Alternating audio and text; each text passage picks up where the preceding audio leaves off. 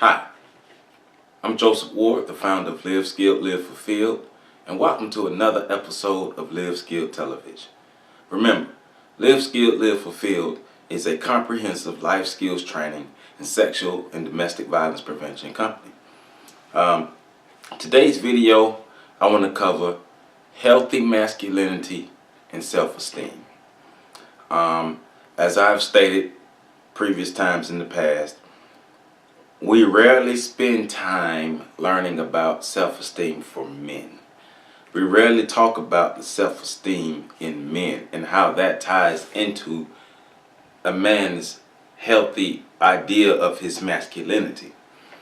In my opinion, healthy masculinity is when a man has a positive image of himself that will help him improve himself.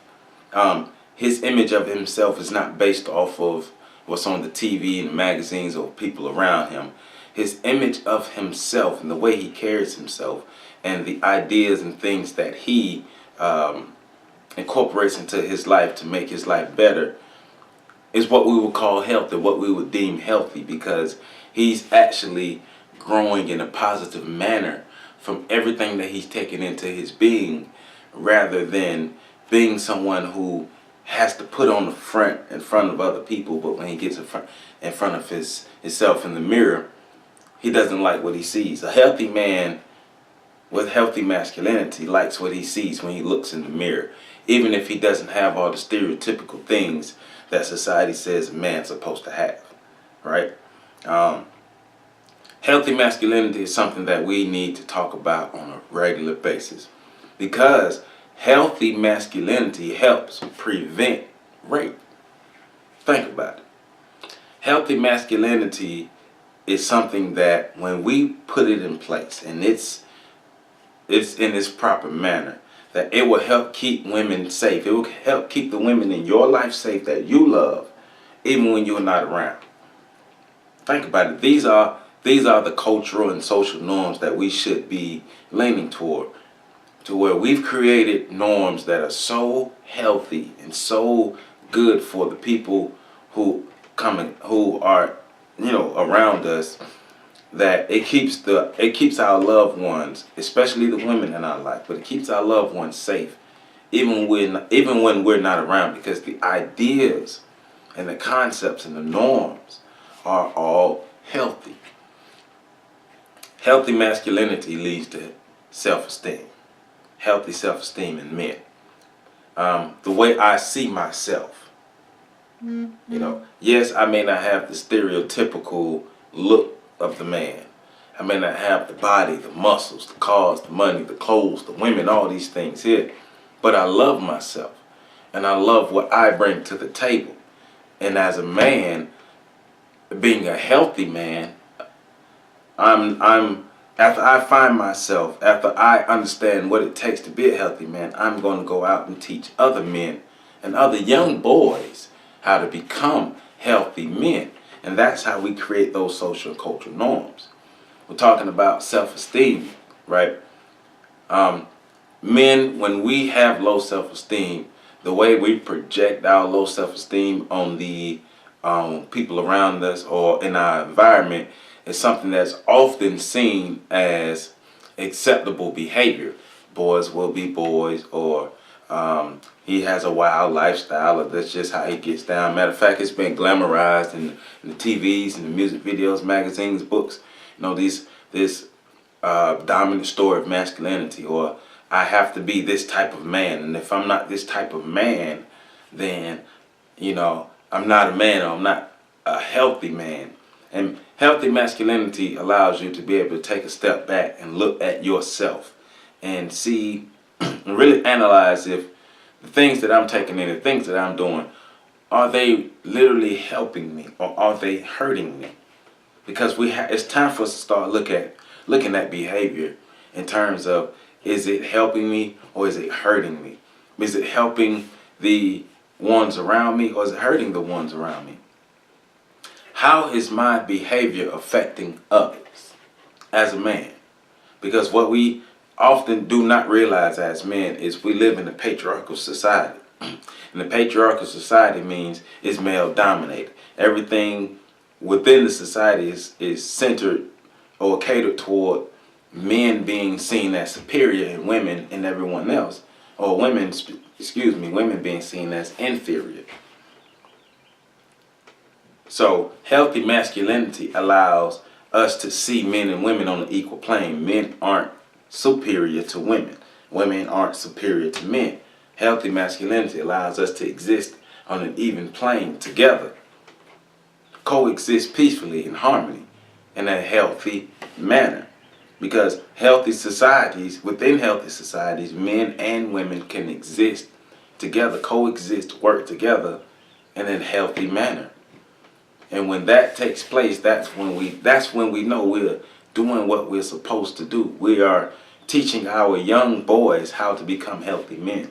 Young boys do not have to portray the things that they see on TV. As a matter of fact, in my opinion, I think we as adults need to check what we deem as acceptable entertainment for our young men. I find it very hypocritical that you won't let your kids listen to certain music, but you'll go out and buy them Grand Theft Auto and allow them to be able to have access to that same type of music and kill people and rape people and rob people and shoot people and all these things here. I can't tell you how many young men I hear their parents have brought them video games, Call of Duty and all these warfare games and all these things here. That's not helping to breed healthy masculinity. That's helping those boys normalize violence. Violence is normal to them. It's going to become normal over time because the video games and the reinforcement of these video games is there, but the reinforcement of healthy masculinity or even the ideas and concepts of healthy masculinity is not there. So it's no balance. I know when I was growing up in my household, yes, we had those games and we shouldn't have had those games, and we had those games, but there was balance. And I'm not saying the way I grew up is good or is right or because I did it, other people should do it. We're learning from our mistakes. There's no way I should be 10 playing Mortal Kombat watching somebody get their heart ripped out, even though at that time, that's my game. But I'm playing the game and I know I want to rip this man's heart out of his chest. How's that helping me become a healthy man? Last week I did a video on objectification about, how we look at our women as objects. Well, that comes from that unhealthy idea of masculinity. When my self-esteem is low, I need an ego booster. So therefore, these women, these objects, are going to be my ego boosters, and I'm going to use you until I don't need you anymore, or until I am through with you, or there's no interest in you anymore. Then I toss you to the side. That's not healthy masculinity. That's not helping to build and uplift and create a solid foundation that we can actually have healthy relationships moving forward. 50 years from now, are we still going to be asking the same questions, talking about the same things?